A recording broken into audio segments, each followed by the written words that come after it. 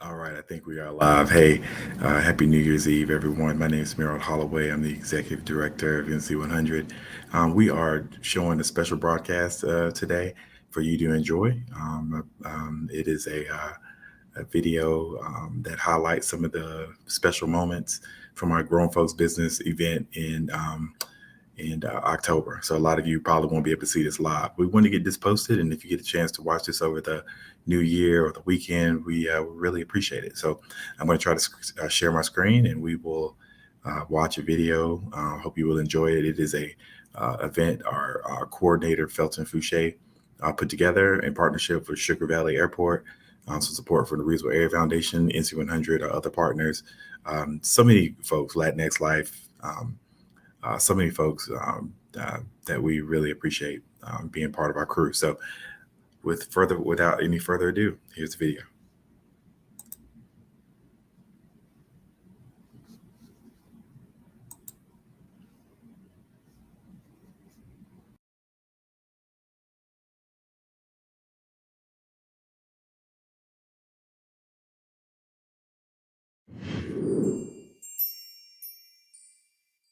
The youth are going to watch a movie while the grown folks go sit by the fire, and I call the fire the original TV, so we'll sit there and have conversations. Tonight is the topic is going to be beautiful moments.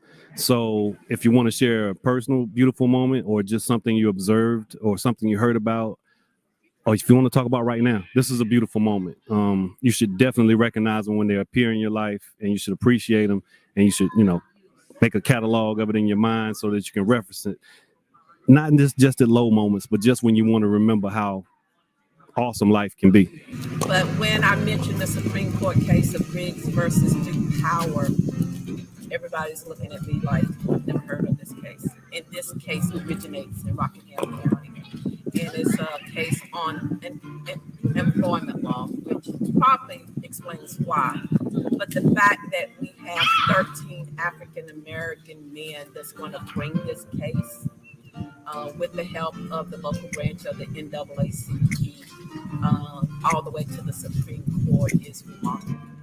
Because I can tell you the information about the Supreme Court case because we have that. We have the petition to the court. We have audio to the court. We have all of that.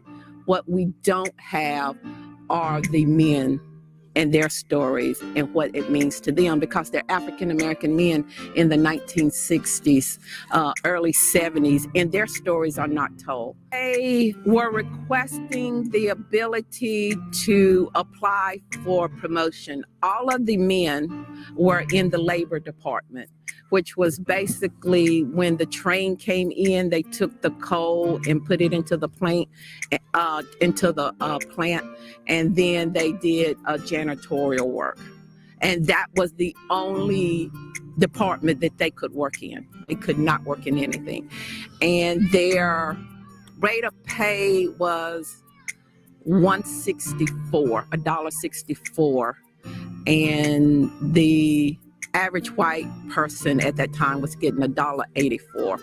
And if I remember correctly, $1.64 would equate to about $13 and some change, and $1.84 was about $15 an hour with that. So all they was requesting was that they should be able to apply for these jobs.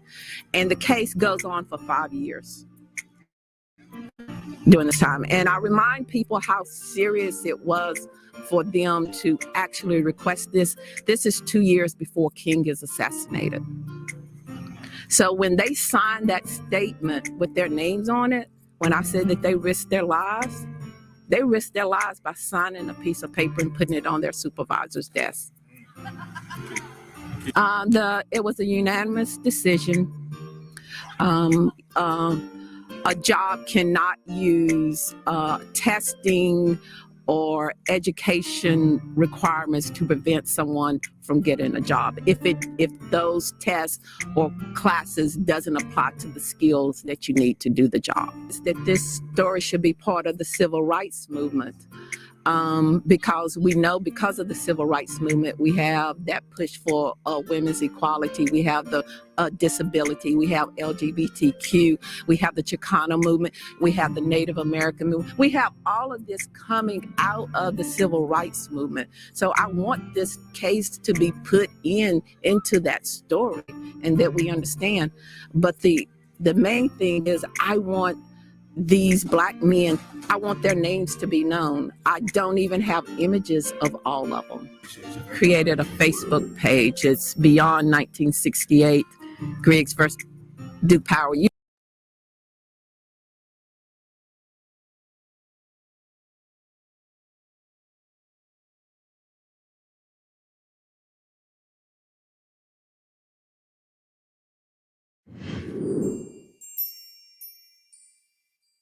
And I was at a point where I was at a crossroads to move from a 4-year institution to a community college. And I was at this community college, and an 80-year-old Black man came in. I was helping him figure out what he wanted to do, and I found out that he was there to get his GED at 80 years old. At 80 years old, he had the courage to come in and take that step. And that was kind of the defining moment for me to transition to the community college. And in him, I saw my parents and family members who had done that same thing. So that was a really beautiful, powerful moment for me. Yeah. Beauty is, to me, experiencing something that you're passionate about, finding beauty in just some of the smallest things. I don't like to usually speak, but I do like to have conversations. And to me, sometimes the spark in conversations, the enlightenment from one person to the other, there's beauty in that, in some of the smallest things that people can say can ignite just a memorable moment. So that's beauty to me. Hello, everyone. I'm James Raleigh. This is Beauty right here, my cutie beauty. This is my lovely wife, Tanya, 23 years. I know we look 25, but, God is good, And so I guess just what you said, moments for me, of course, our marriage day.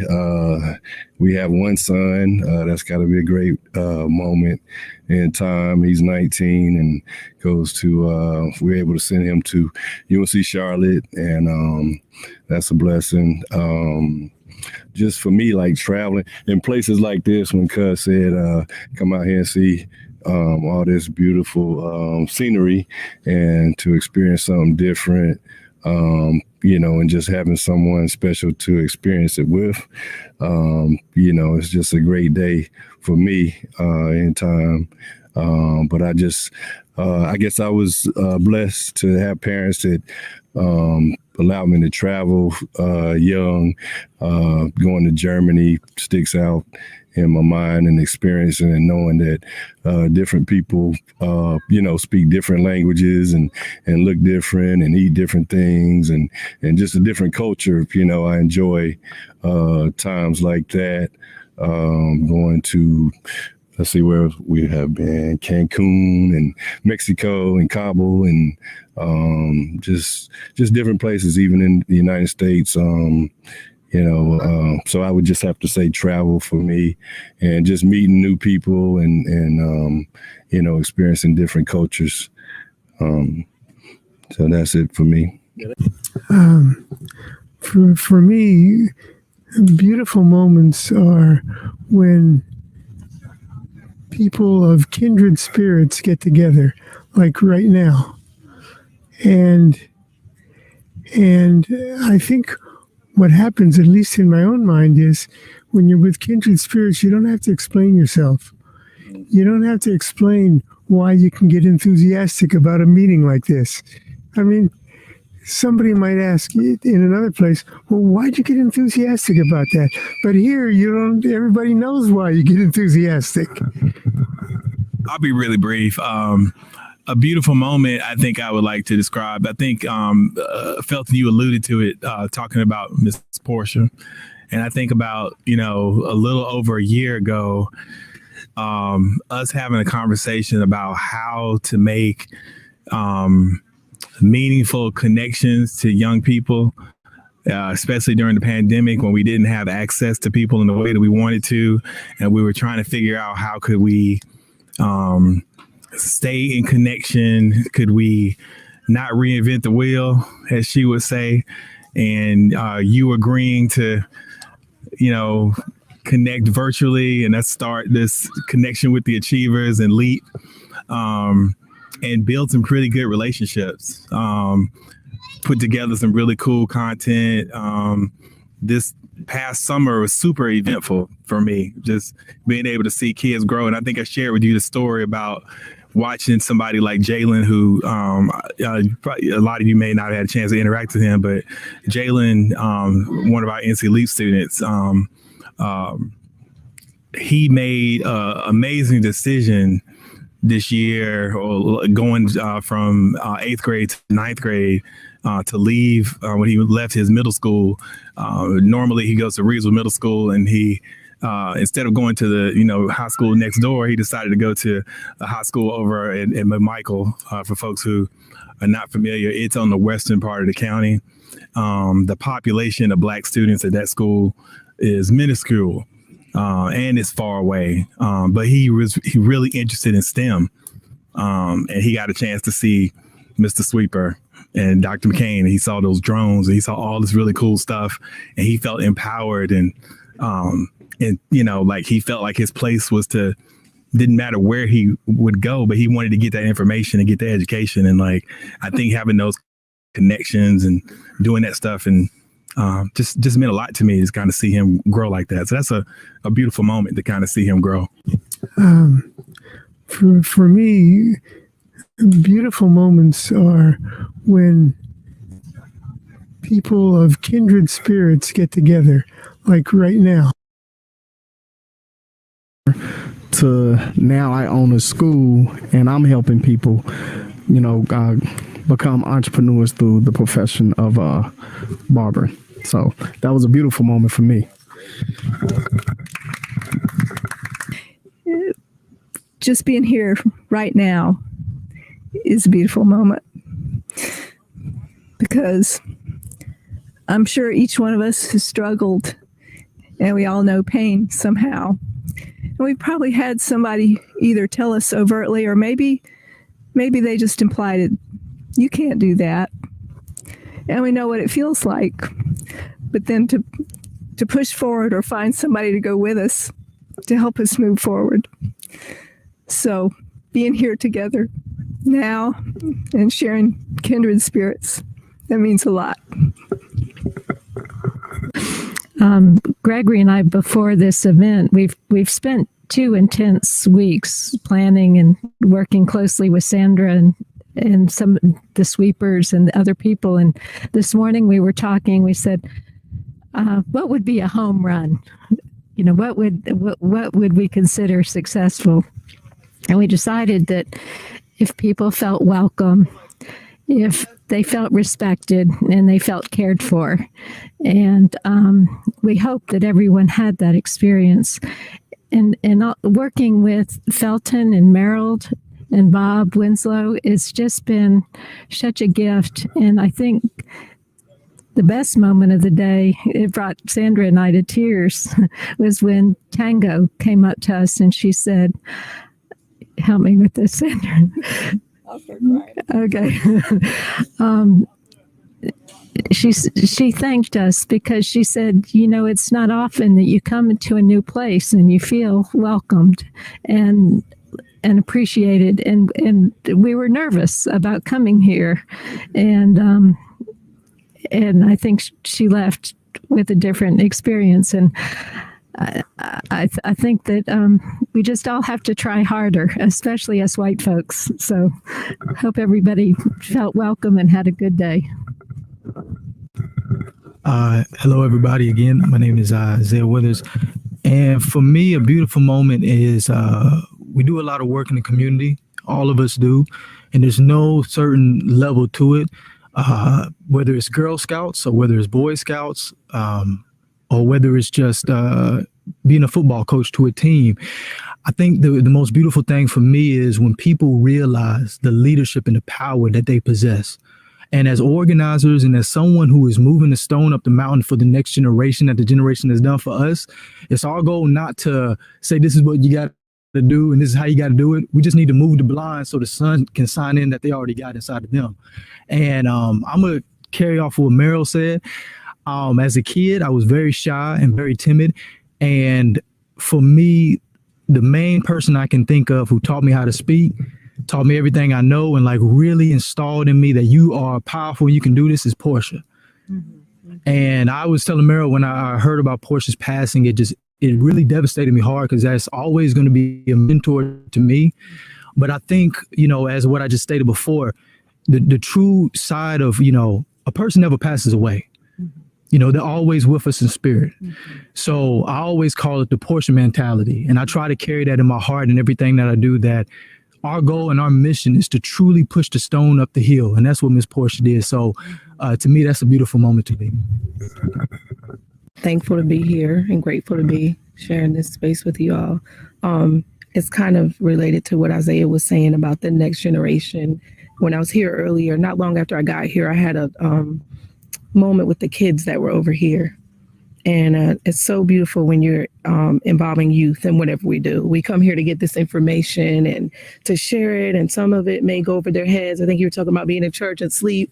You weren't getting the message, but that you were there. And so I walked up to the little girls that were playing over here, and it just really brightened my day to just hear on their level, like what was important to them, why they were here, and what excited them. And one of them shared that I think she got in trouble by Felton from letting off the thing earlier. They thought that was funny, but I just thought how different, our experience is as adults here and like what they were here for. But then to think about years later, they may think back to the leaders here who invited them in and welcomed them, and be able to remember that day back at the airport or whatever they were doing. However, but every little bit counts. And so I think that was a beautiful moment for me today.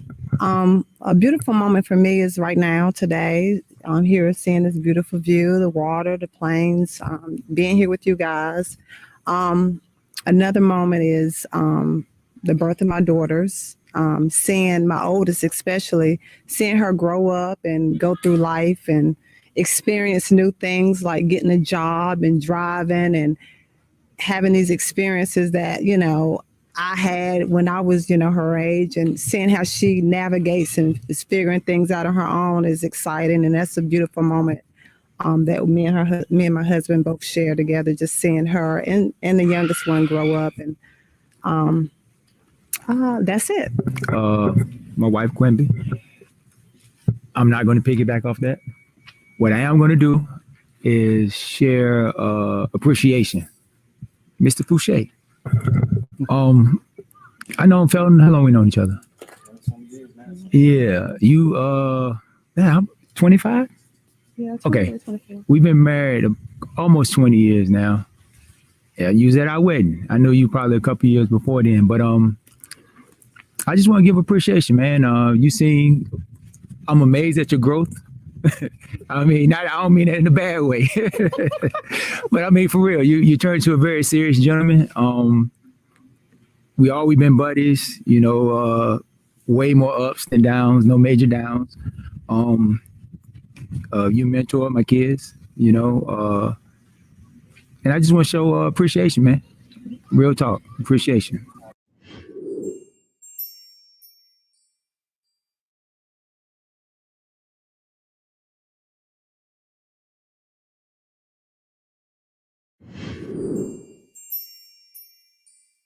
And I was at a point where I was at a crossroads to move from a 4-year institution to a community college. And I was at this community college, and an 80-year-old black man came in. I was helping him figure out what he wanted to do, and I found out that he was there to get his GED at 80 years old. At 80 years old, he had the courage to come in and take that step. And that was kind of the defining moment for me to transition to the community college. And in him, I saw my parents and family members who had done that same thing. So that was a really beautiful, powerful moment for me.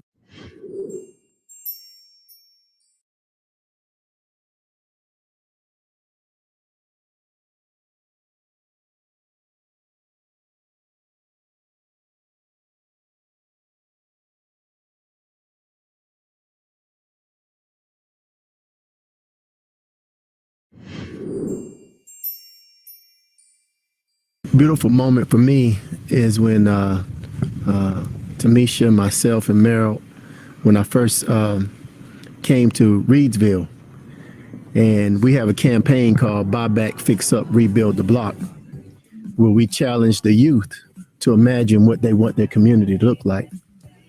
And our goal was to connect the youth's vision of things they wanted fixed up in their community with the resources in the community, the tradesmen and the investors who could invest their time and their talent and their skill in allowing the youth's vision for community to come true.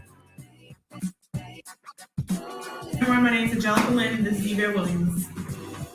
And what we wanted to imagine here in Reedsville was a building, a extremely large building that could house just about everything any one person would need in Reedsville. You have the exercise and workout and health. We even have referral if you needed food, if you need clothing, if you needed health care. You can go to this one place and find out what you need and where to go find it. And one day we were leaving the Reedsville Foundation, and we were walking down the street, and a young man said to me, we have a block. And I said, the block? Well, the name of our campaign is called The Block. And he said, well, we have a block. And Portia said, yeah, I know where the block is. We just dedicated an area called The Block. From the late 1800s up until the early 2000s, the block was a thriving business district for the Black community. Well, what's significant about the block is that the block predates Tulsa, Oklahoma. It predates Black Wall Street, because those blocks were those side streets during segregation where the African-American community traded. You have to remember that we're in a small, southern rural community. And even though our money was there and available, we could not shop at those places that were on Main Street and Scale Street. So therefore the block was created. So we left Reedsville Foundation and we walked around the corner, and the youth showed me this whole stretch kind of on the other side of the tracks. And they said, this is the block. And then Meryl, myself, and Portia and Tamisha were there. They have a sign dedicated to the block. Oh, we had cab stands, beauty salons, barber shops. There was a drugstore. There was a movie theater, a coal house. Let me see. Of course, pool halls, restaurants. If I didn't say that, fish houses. There were just all sorts of things going on. And to me, that was it was an epiphany to the work that we're doing. It's just one of those things where you're in the right place at the right time for doing the right things and having the right heart. And those things manifest right in front of you.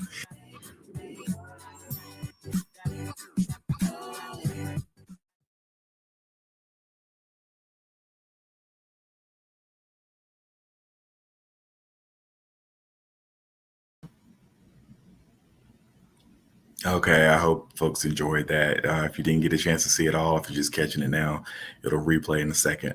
I'd be remiss without mentioning one of the things that that we honor and cherish is the memory of Portia Paris. She was a pioneer, a motivator. It was really nice to see that call back to her when Doc spoke. So hope you guys enjoyed that. Please share this. If you want more information about what NC100 does, you can go to www.nc-100.org. You can give us a telephone call. We're out of the office until January 4th, but 336-348-7980. Leave a message and we can talk to you about anything or any partnerships or collaboration. There's so many different things that we're involved in. We will be sending out a holiday New Year's video tomorrow. Hopefully it'll be ready tomorrow. We just want to wish everyone a safe New Year's Eve and enjoy your 2022. More info, more stuff about NC100 to come, and enjoy the rest of your day. Thank you so much for watching.